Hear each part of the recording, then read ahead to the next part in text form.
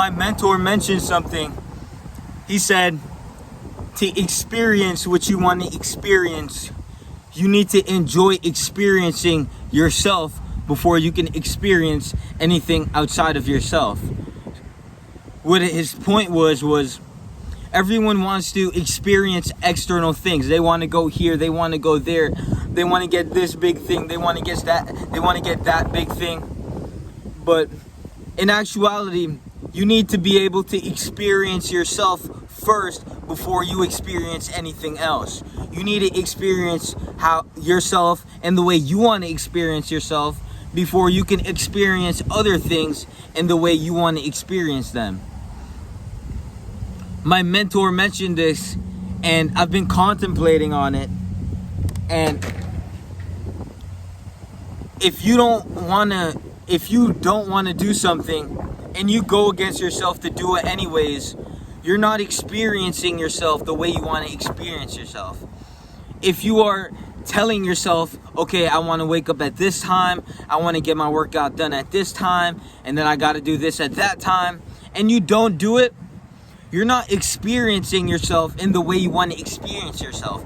If you want to go to the gym, you go to the gym and you're putting in minimum effort. You're not actually pushing your mind past its boundaries, but you want to. You want to be the fucking animal in the gym. You want to push past your limitation, but you don't do it because you don't feel like it.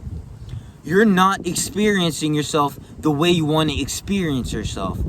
And I've been thinking about that because I'm like, okay, experiencing myself in the way I want to experience myself. And yes, myself, of the version that I am of myself, the emanation of my consciousness that I am right now, I like the way that I am, but I know that there is a higher version that I can be experiencing. There is that one more rep. There is that more weight version of myself. Because yes, I put in effort into myself. Yes, but I can put in more effort. So when he says you must experience yourself the way you want to experience yourself, I'm not experiencing myself. This is to you as well. You're not experiencing yourself the way you truly want to experience yourself. That doesn't mean you're not experiencing yourself. That doesn't mean you're not putting in work. It just means that you aren't putting into yourself enough. It depends what your limitation is, but there is no limitation. So when we think about experiencing ourselves, you don't want to wake up because I know people that wake up at 10 a.m., 12 p.m. And I'm just like, what the fuck? I would never want to experience you. And then I'm thinking to myself, okay, I wake up at 3 a.m., but sometimes I wake up at 3:06. I want to be the person, I want to experience myself that I wake up at 3 a.m. every day. I want to be that. I am that. I will do that. But there's times when you don't. And that's not experiencing yourself the way you want to experience yourself. So that means you must perfect yourself and become a perfection of yourself, right? And a lot of people who don't have the love for themselves can't even fathom that into their mind. I can be perfect. I can be perfect. Like, yes, you can be perfect. If you go through your day perfectly harmonized with the highest version of yourself, walking with divine intelligence, your path will be enlightened. You will be perfected. You will be the perfect art, and your life will be the canvas that you painted with perfection through your own delicacy and intimacy with the higher consciousness of your own self, the prosperity of your own self. And we have to truly discern, are we experiencing who we want to be, or are we not? Are we arbitrarily saying we're going to do this, that, and this, and then half-ass it? Or are we truly experiencing ourselves in the degree we want to do, in the degree we want to experience ourselves? Because sometimes you overthink in a negative way, because there's positive overthinking, negative overthinking. When your mind is corroded with thoughts and they're circling your mind, and sometimes you just have to let it go. And I did that, and dude, it feels fucking great. Look, I was in the gym, right? And I was thinking about the same concept that we're talking about right now, experiencing ourselves in the degree that we want to experience ourselves. And I was listening to a book while thinking about that. So my external stimuli, I'm doing the gym, I'm listening to a book, and I'm thinking about experiencing myself the way I want to experience myself. Then I noticed in myself that I'm experiencing just overload. I'm not experiencing myself in the way I want to experience myself. I'm just overloading and corroding myself with more improvement. And that's good. But we have to understand that every input that we put into ourselves, yeah, we can put it in there. But if we're not retaining, if we're not optimized for its efficacy, then we're wasting our time. My website, the quote is doing more, but doing more not to improve, but doing more just to do more is doing less while thinking you're doing more. Something in that realm. Like, if you're just doing more, you're doing less while thinking you're doing more if you're not doing to improve. And that's a fact, right? That's a quote on my website, and I fell victim to that. I was doing more, literally way too much, like so much to the point where my external stimuli was occupying my brain, and I couldn't get the job fucking done that I was supposed to get done, which was be a fucking beast, massacre the weights, and then get the fuck out the gym, right? And then I'm thinking, and then I can't even properly think, and then I'm like, it's just too much. So what I did was, I just said, okay, no. First, the pull of wanting to corrode myself even more with, why am I not experiencing who I want to be? What? Because that little silent motherfucker's waiting for his time to shine. That motherfucker's been in the shadow. So that motherfucker, you gotta ignore that piece of shit. You literally just gotta detach. I just detached, and I was like, okay, I wasn't experiencing myself the way I want to experience myself. Turned on the frequency.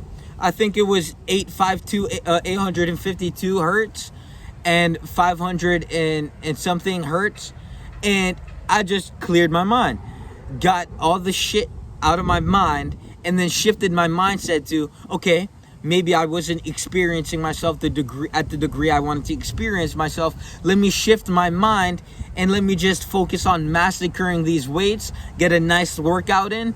And while thinking that, the little bitch came into my mind talking about, just meditate. Don't even finish the workout. Go outside and meditate. Go relieve your mind and go empty your thoughts. And I was like, okay, I just started my workout, so I'm going to finish my workout, and I'm just going to clear my mind while doing my workout. Because I've bit that fruit of, okay, this is too much. I'm going to go outside and meditate. Okay, I'm going to stop what I'm doing right now, and I'm going to go outside and meditate. But now it's like, all right, I've became aware. So if you didn't know, the reason why people go to therapy is to become more aware of themselves. So if you can catch yourself and become aware, you instantly solve your problem, as long as you're conscious. Well, as long as you're putting work towards it. Subconsciously, consciously, doesn't really matter. But as long as you are working on fixing that while being aware, you have solved your problem. Your problem is in the process of being solved, which would equal your problem being solved over time. All right? So, I solved my problem. I've solved my problem. My problem was that I was corroding myself with too much self-improvement, with too much improvement, too much external stimuli. I have a book. I have weights in my hand. I'm thinking about experiencing myself. That's a heavy thought. We have to understand that thoughts can hold weight. When you want to punch that person in the face, that thought is holding weight. And if you choose to do it, you're dropping the weight on yourself irrespectively, right? You're disrespecting yourself. You're dropping the weight on yourself. So that's a heavy thought. Am I experiencing myself the way I want to experience myself? And I'm not just half-assing my thinking. I'm a thinker. I think analytically. I deduct my thoughts. I I look at my thoughts, then I watch my thoughts, and then I think about the thought that I was watching, and then pull out of that thought and watch that thought. It's just, thinking is a very, it's thinking. It's actual fucking thinking. And I was just, I was thinking deep into that subject, and the context or the concept of, am I experiencing myself the way I want to experience myself, was corroding my mind. Well, not the thought itself, all the external stimuli and the not thinking properly. So, I just detached, and then during the workout, when I stopped with my mind from corroding itself with all some bullshit, I was experiencing myself the way I wanted to experience myself. I was massacring the weights in the workout. One more. 30 on this. I'm gonna drop the weight. I'm gonna rep out the whole fucking machine. And I was just feeling like a boss doing that shit. And I was like, okay, workout's done. Let me make the video. I made a video earlier. I was still I was corroded in thoughts. Most people live off of that. Most people live from this perspective of just being corroded by their own mind. When we look at the person that is always constantly stressed out, this is not perfect, that is not perfect, that person is decaying and corroding their own self through their thinking, because their thinking is deductive and repetitive, cycling through cycles of just destroying their own mind. And the only way you can rid that disease, that mental illness, is by pulling out of it and just detaching and expecting nothing. That was a tip given to my mentor. That dude's a fucking G. Dude's a fucking G. But take my advice, be able to pull out, detach, and allow yourself to properly necessitate and gravitate towards not corroding your own fucking brain and mind with some stupid shit that you can always do. I mean, you can always do it. Like, the book isn't going nowhere. I was reading Atomic Habits. I was just thinking to myself, I've never read Atomic Habits. The thought's been in my mind. Just do it. Wrong time to fucking do it. But it's a good book so far, right? How much did I pay attention? Could have paid more attention, right? But I get the point, Small microscopic management of your habits will, amplify your existence more than nothing, or destroying yourself with deductive habits and then repeating them in cycles that you don't want to do. I mean, micro habits, like atomic habits and micro habits, are the same thing. It's just, it's a habitual sequencing, the mastery of habitual sequencing.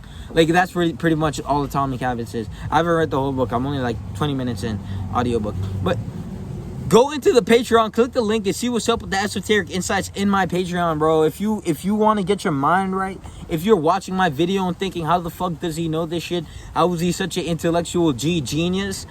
Bro, go to my Patreon, create an account, and get your mind right, get your body right, get your soul right.